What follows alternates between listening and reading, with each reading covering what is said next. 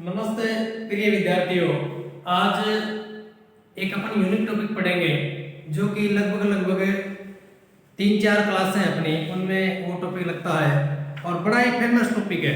यानी उस टॉपिक की अगर अपन बात करें तो वैसे अगर रीट की इनकी छोटे मोटे कंपटीशनों की अगर अपन बात करें तो वो नहीं आता, लेकिन अगर अपन बात करते हैं इतिहास विषय की तो इतिहास विषय में लेकर अगर अपन बात करते हैं तो वो जो टॉपिक है मतलब पुनर्जागरण वाला, उस सब में अपने आप में एक बड़ा महत्व रखता है।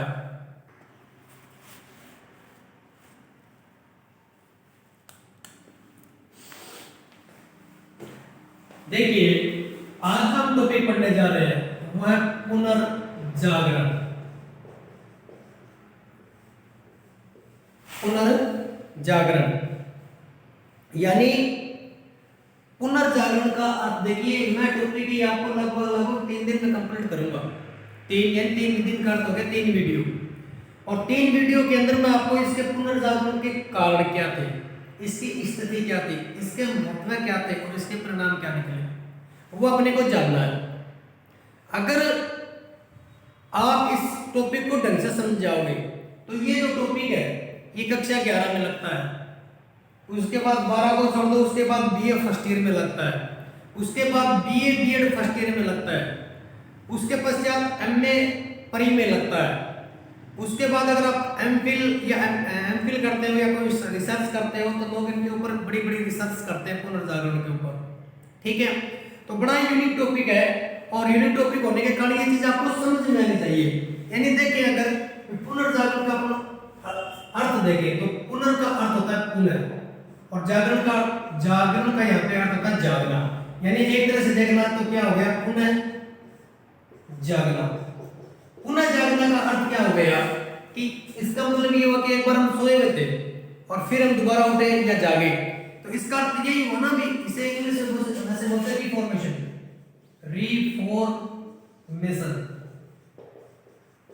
रिफॉर्मेशन यानी पुनः जागना।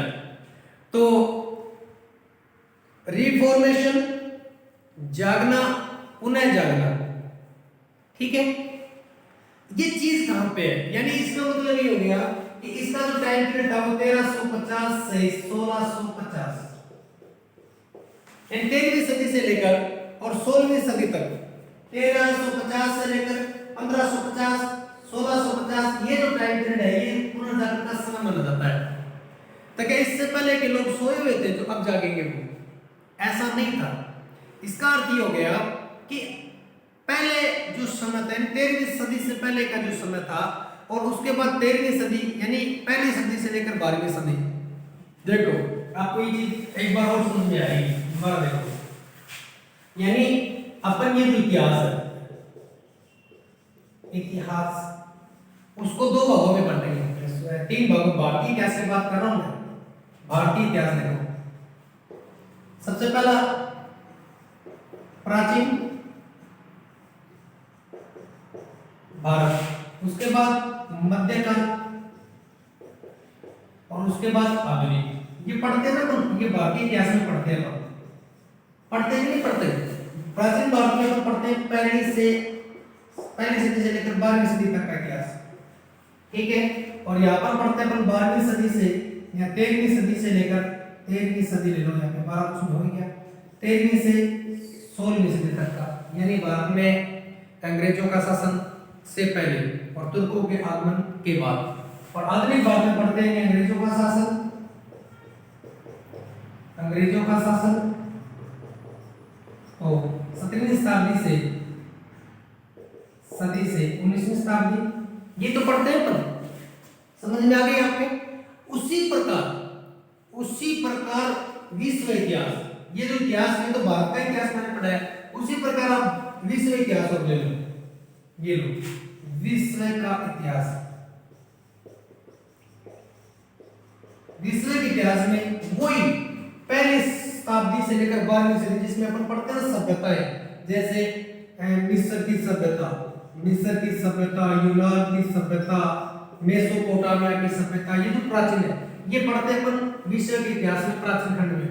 और मध्यकाल में पढ़ते हैं अपन जो वैचारिक आंदोलन हुए थे वो, और आधुनिक में पढ़ते हैं अपन औद्योगिक क्रांतियां वगैरह या फ्रांस की क्रांतियां वगैरह, वो पढ़ते हैं अपन यहाँ पे। क्रांति जितनी है वो अपन पढ़ेंगे आधुनिक में, जितनी फ्रांस की क्रांति, जर्मनी के आगे कारण प्रथम विश्व युद्ध, द्वितीय विश्व युद्ध, जितनी भी घटनाएं घटी हुई यहाँ पे, और जितने भी वैचारिक आंदोलन जो है जैसे कि पुनर्जागरण है, धर्म सुधार आंदोलन है, वो सारे अपन पढ़ते हैं यहाँ पे। ठीक है, तो यानी अपन आज जो टॉपिक पढ़ने जा रहे हैं अपना पुनर्जागरण वाला, वो पढ़ेंगे अपन विश्व इतिहास का टॉपिक है, और किसका है, मध्यकाल का। ठीक है, अब मध्यकाल में क्या होगा कि मध्यकाल में यहाँ से ये जो पुनर्जागरण है, ये पुनर्जागरण वाला जो समय है, इसका जो समय मानेंगे अपन, ये मध्यकाल के पश्चात और आधुनिकता से पहले, आधुनिकता से पहले का समय, पहले का समय क्या है, रिफॉर्मेशन। रिफॉर्मेशन का अर्थ अगर इसका समय देखें अपन, तो समय मैंने इसका काउंट करें तो 1350 से 1550, 1650 इसका टाइम आएगा, और ये टाइम 1350 अगर अपन देखें तो आता है मध्यकाल में, और 1550 अगर अपन लेते हैं वो आता है आधुनिक में। तो ये जो समय कहलाएगा, ये समय कौन सा है, बीच का समय आ गया, यानी मध्यकाल के बाद और आधुनिकता के पहले ये जो समय, इसमें एक घटना घटती है विश्व इतिहास के अंदर, और उस घटना को किस नाम से जाना जाता है, पुनर्जागरण के नाम से। किसके नाम से जाना जाता है, पुनर्जागरण से।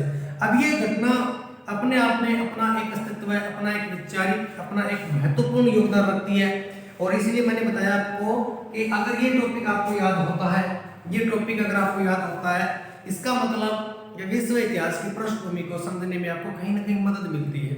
अदरवाइज देखिए, इस घटना ने पूरे के पूरे विश्व इतिहास को एक तरफ से अपने अंदर समेटा हुआ है।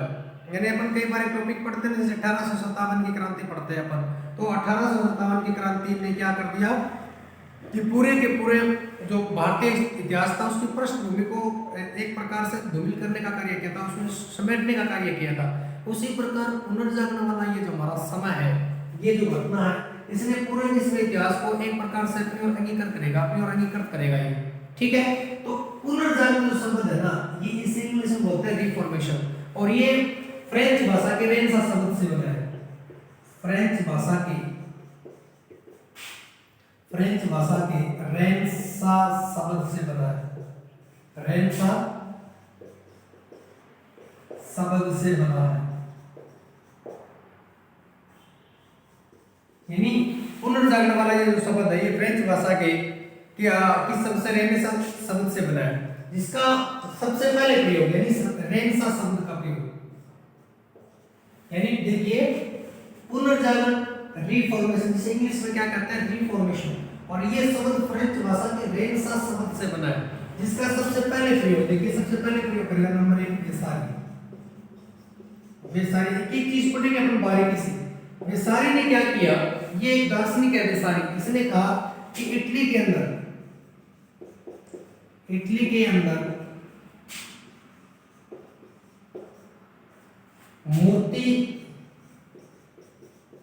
मूर्तिकला व स्थापत्य कला के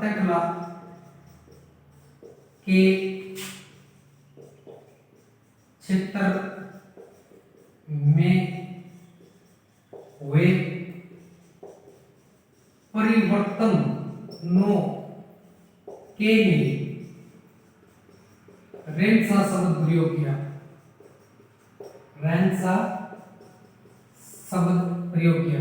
यानी देखिए, अपन पढ़ रहे पुनर्जागरण, रिफॉर्मेशन शब्द किसके लिए, रेनेसां, जिसका अर्थ जैसे अपन अभी पढ़ रहे थे, पुनर्जागरण का अर्थ क्या होता है, पुनर्जागरण, लेकिन इसकी कहीं ना कहीं शुरुआत होगी ना, तो अपन क्या करेंगे, सबसे पहले इसका प्रयोग यानी रेनेसां शब्द का जो सबसे पहले प्रयोग है ना, वो मूर्तिकला और स्थापत्य के क्षेत्र में, यानी इटली के अंदर क्या हुआ था कि वेसारी ने क्या किया कि इटली के अंदर मूर्तिकला और स्थापत्य कला के क्षेत्र में कुछ परिवर्तन दिखाई दिया उसको।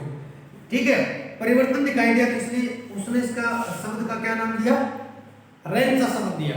उसके बाद एक दूसरा दार्शनिक का साहित्यकार था दिदरो ने इटली में मूर्तिकला में साहित्य के क्षेत्र में हुए परिवर्तनों के लिए साहित्य के क्षेत्र में हुए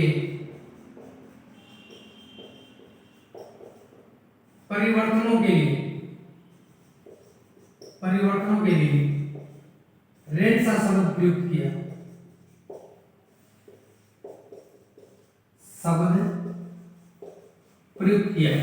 ठीक है, देखिए अलग अलग इतिहासकार ने अलग अलग प्रकार से बताया।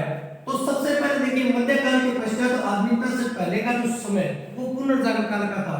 अब इसे जो पुनर्जागरण का जो रिफॉर्मेशन शब्द है वो रेनेसां शब्द से बना है। और जिसका अर्थ देखिए सबसे पहले एक इतिहासकार, ये जो परिभाषा मैं बता रहा हूँ ना आपको, ये परिभाषा बहुत बार आती है एग्जाम में।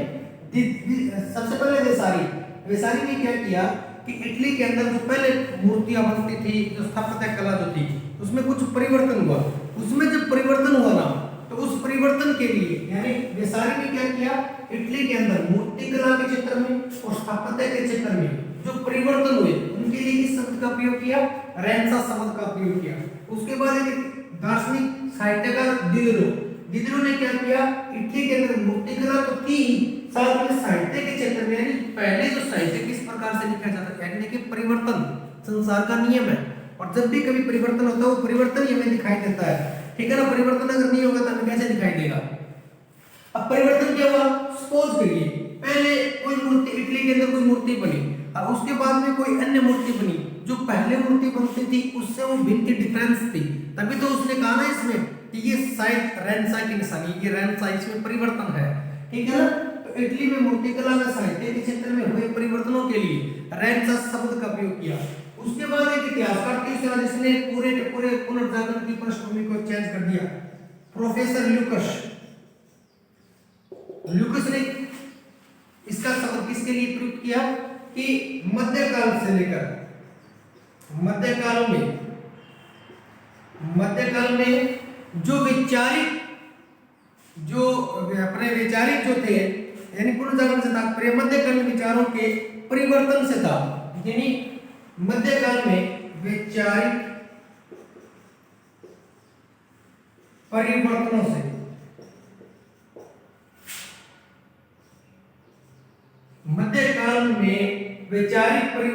को रेनेसां से प्रयुक्त किया। यानी तीन परिभाषाएं मैंने आपको लिखवाई है और ये तीनों ही परिभाषाएं अपने बहुत काम आएगी जब अपन इसको पढ़ेंगे। आप इसको जब बाद में अपन ऑफलाइन जब आप आओगे यहाँ पे कॉलेज में, तब जाके जब अपन टेस्ट वगैरह लेते हैं तो उसमें चीजें लिखवाई जाती है। यानी पुनर्जागरण को परिभाषित कीजिए या इसकी अपन पृष्ठभूमि या अगर अपन कई प्रकार से परिभाषा, तो यहाँ पर ये चीज पूछी जाती है।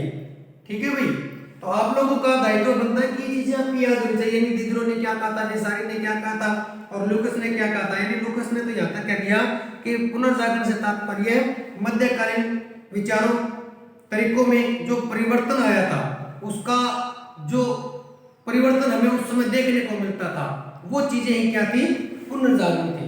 समझ में आ गई मेरी वाली बात आपको। यानी देखिए एक बार और देखो आप, यानी पुनर्जागरण का अर्थ क्या है, इंसान को जगाना है।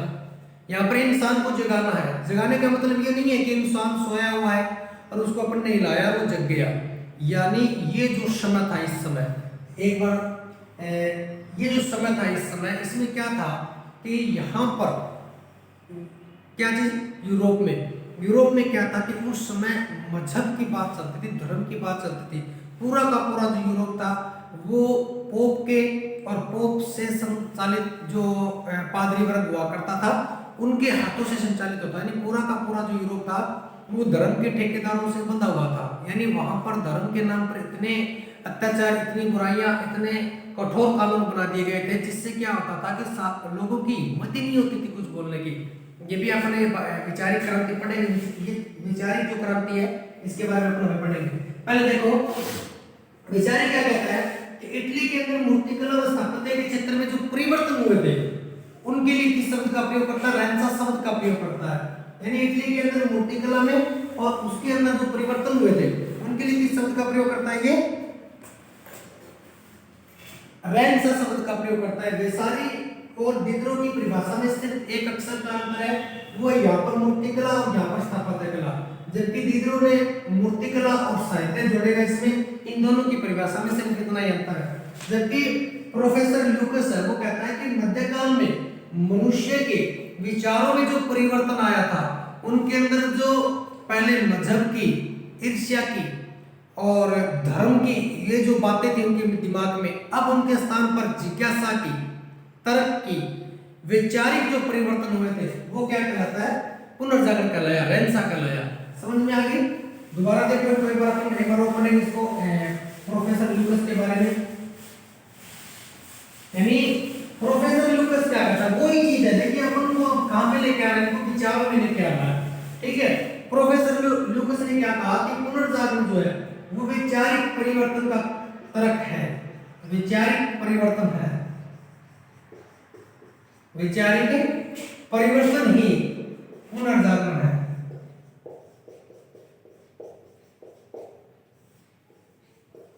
देखिए ये चीज छोटी है, अभी देखो, देखिए इटली एक शहर है, इटली, इटली यानी यूरोप महाद्वीप का एक देश इटली, और बाकी जैसे जैसे एक स्पेन ले लो, यहां पर पुर्तगाल ले लो, स्पेन है, पुर्तगाल है, बाकी यानी यूरोप के अंदर बहुत सारे देश हैं। अब इटली है, इटली, यहाँ इटली की जो कैपिटल है वो है रोम। इटली की कैपिटल क्या है? रोम। और रोम के अंदर चर्च है, चर्च यानी रोम जो है, रोम वो ईसाई धर्म का केंद्र माना जाता है। रोम ईसाई धर्म का केंद्र, ईसाई धर्म का जो केंद्र था वो कौन था? रोम था। ठीक है, अब यहाँ पर क्या होता था कि यहाँ पर जो व्यक्ति बैठता था, यहाँ पर चर्च होता था, एक चर्च वेटिकन सिटी के अंदर, और यहाँ पर जो व्यक्ति बैठता था वो पोप बैठता था। कौन बैठता था? पोप। ठीक है, अब यहाँ पर तो पोप बैठेगा, और पोप क्या करता था? एक संस्था होती थी कार्डिनल, कार्डिनल ये क्या करते थे? एक संस्था कार्डिनल और एक पोप, ये दोनों मिलकर, कार्डिनल और पोप मिलकर, जैसे स्पेन है, पुर्तगाल है, यहाँ पर एक चर्च होते थे, अलग अलग चर्च की कोई कमी नहीं है, पूरे मंदिरों की, चर्च की, मस्जिदों की कहीं पर भी कमी नहीं है। तो यहाँ पर बैठते थे पादरी। यानी इटली के अंदर, यानी रोम के अंदर जो इटली की कैपिटल रोम, और रोम के अंदर जो चर्च था वहां पर जो व्यक्ति बैठता था वो तो कहलाता था पोप। क्या कहलाता था? पोप। ठीक है, और फिर पोप के द्वारा अन्य चर्च, यानी अन्य देशों में जो चर्च होते थे, अन्य क्षेत्रों में, अन्य स्थानों पर जो चर्च होते थे वहां पर जो व्यक्ति बैठता था वो कौन होता था? पादरी कहलाता था। अब पोप और पादरी में आपको अंतर समझ में आ गया। इस पोप की नियुक्ति भी कार्डिनल के द्वारा की जाती थी, और कार्डिनल और पोप मिलकर फिर अन्य पादरियों की क्या करते थे? नियुक्ति करते थे। तो इन देखिए पोप जो था इनका जीवन विलासी हो गया था उस समय करते, क्योंकि पोप का जो पद होता था वो वंशानुगत होता था, यानी एक बार कोई पोप बन गया तो फिर वो पोप जब तक उसकी मृत्यु नहीं हो जाती थी तब तक चलता था। अब सब आप खुद ये बात जानते हो कि अगर किसी व्यक्ति के पास कोई ऐसा पद मिल जाए जो उसके मरने के बाद वो पद जाएगा तो वो पद का दुरुपयोग करेगा ही करेगा, भाई कोई का दुका नहीं करे। लेकिन अगर अपन देखें तो मेरे हिसाब से, आपके हिसाब से वो व्यक्ति पद का दुरुपयोग करेगा ही करेगा। ठीक है, तो यहीं पर ये वो चीज आई। पहले वाले जो पोप होते थे वो शायद नहीं करते थे, लेकिन अगर अपन बात करें 13वीं सदी तक की, ठीक है, उस समय जो पद पोप ने संभाला तो वो जो पोप थे, जैसे अपन आगे धर्म सुधार आंदोलन पढ़ेंगे तो उस समय जो पोप जो थे इनका जो जीवन था वो धर्म विलासी हो गया था, मतलब पूरा का पूरा भोग विलासी। ठीक है, ये पोप जो होते थे ये जो इनके पास जो पैसा आता था उस पैसे का दुरुपयोग करने लग गए। ठीक है, और पादरी जो होते थे ये पोप को बहुत सारा पैसा कर के रूप में भेजते थे, जिससे इनका क्या होता था? गुजारा होता था। अब क्या हुआ, इस पोप और इस पादरी ये क्या करते थे? धर्म के ठेकेदार हुआ करते थे, धर्म के एक प्रकार से ठेकेदार बन गए थे। ये लोगों को सिर्फ और सिर्फ धर्म की बातें करते थे, धर्म से संबंधित इनको सारी चीजें, जैसे इनके जो यूकारिस्ट वगैरह जो संस्कार होते हैं भारतीय, उसी प्रकार से इनके भी संस्कार होते हैं, तो सारा का सारा काम पादरी वर्ग करता था। पोप वर्क करता था, जिससे क्या हुआ कि यहाँ पर धर्म एक प्रकार से आय का साधन बन गया। धर्म एक प्रकार से क्या बन गया? आय का साधन बन गया। आय का साधन बनने के कारण यहाँ पर अनेक प्रकार के फिर दुराचार की स्थिति बन गई। ठीक है, अब दुराचार के इस प्रकार की जब स्थिति बनी ना, तो सबसे बड़ी समस्या आ गई लोगों को जगाने की। अभी तो मैंने बोला ना आपको, यानी मजहब, धर्म, अंधविश्वास, अंधविश्वास आदि से ऊपर, आदि से ऊपर वैचारिक परिवर्तन, वैचारिक परिवर्तन, वैचारिक परिवर्तन जिसमें तर्क वितर्क आदि का भाव पैदा हुआ। यानी मजहब, धर्म, अंधविश्वास आदि से ऊपर जो वैचारिक परिवर्तन हुए, उन सब की जो बातें कहेंगी वो क्या कहलाया उस समय? पुनर्जागरण कहलाया, रिफॉर्मेशन कहलाया। रिफॉर्मेशन की अगर सीधी सी बात करें अपन, तो एक तरह से जो वैचारिक परिवर्तन हो रहे थे वही क्या कहला रहा था? रिफॉर्मेशन कहला रहा था। क्या कहला रहा था? रिफॉर्मेशन। यानी रिफॉर्मेशन की सीधी सी अगर अपन बात करें तो रिफॉर्मेशन अपन कहेंगे वैचारिक परिवर्तनों को। किसको कहेंगे? वैचारिक परिवर्तन। यानी पहली शताब्दी से लेकर और 12वीं शताब्दी के मध्य जो धर्म के ठेकेदारों ने धर्म की आड़ में जनता के ऊपर जो जिस प्रकार से अत्याचार किए थे, किसी को बोलने तक की उनको नहीं दिया, नहीं उनको इस प्रकार से अंधविश्वास के चक्कर में जकड़ा हुआ था कि लोग चाहकर भी कुछ नहीं कर पाते थे। लोगों के मन में इस प्रकार की कुंठा डाल दी जाती थी कि अगर आप पोप के विरुद्ध जाओगे तो आपको ये हानि उठानी पड़ेगी, आपको जो ईसा मसीह वो कभी माफ नहीं करेंगे। यानी धर्म से परिपूर्ण अंधविश्वास का एजेंडा लेकर वो पूरे यूरोप के अंदर अपने धर्म की दुकानें चला रहे थे। और एक ऐसी दुकान जो उनको लगता था कि ये दुकान कभी फ्लॉप नहीं होने वाली है। उनका धर्म का जो सौदा था, उनके धर्म के ठेकेदारों का जो सौदा था, जो पोप पादरी मिलकर दोनों चला रहे थे, वो एक तरह से देखा जाए तो मतलब बहुत ही हीन भाव था।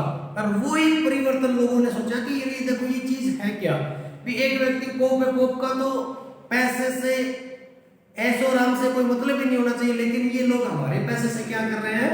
मौज उड़ा रहे हैं। तो इस प्रकार से देखा जाए तो वैचारिक परिवर्तनों का जिसमें तर्क वितर्क बढ़े, लोगों की जिज्ञासाएं बढ़ी, लोगों ने उन सब से ऊपर उठकर लोगों से बगावत करना शुरू की, साहित्य का सर्जन हुआ, लोगों के विचार बदले, अंधविश्वास का जो जुआ था उन लोगों ने उतारा। वो ही चीज क्या थी? पुनर्जागरण थी। क्या थी? पुनर्जागरण। ठीक है, पोप और पादरी का आपको समझ में आ गया। इस समय क्या हुआ? यानी देखिए कोई ना कोई कारण अवश्य होता है। यानी वैसे तो अगर देखा जाए तो पहली शताब्दी में शुरू हो गया था धर्म, तो यानी अगर अपन बात करें ईसाई धर्म की तो बहुत पहले शुरू हो गया था। लेकिन इस समय इसका कारण क्या था? क्योंकि इस समय पुनर्जागरण के दो प्रमुख आयाम थे, यानी दो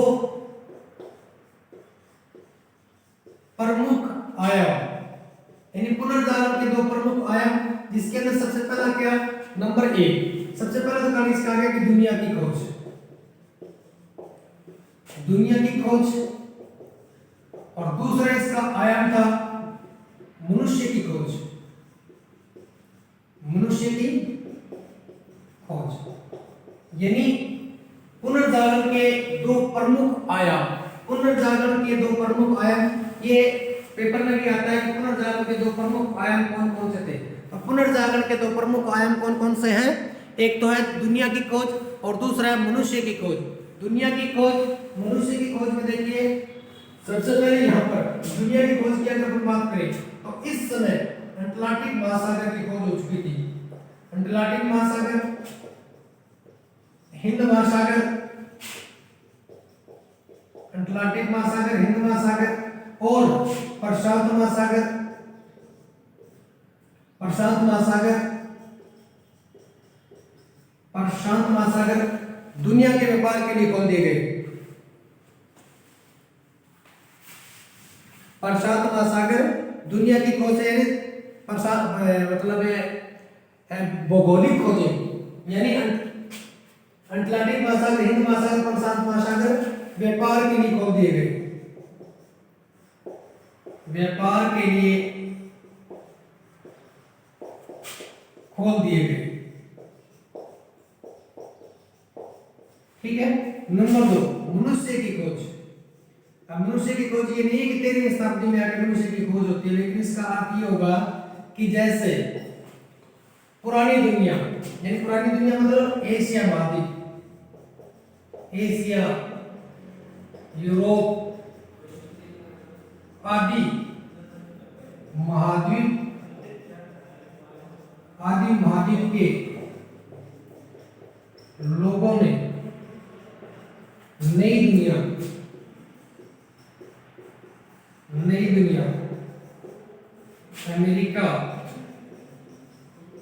अमेरिका, ऑस्ट्रेलिया से मिलना हुआ।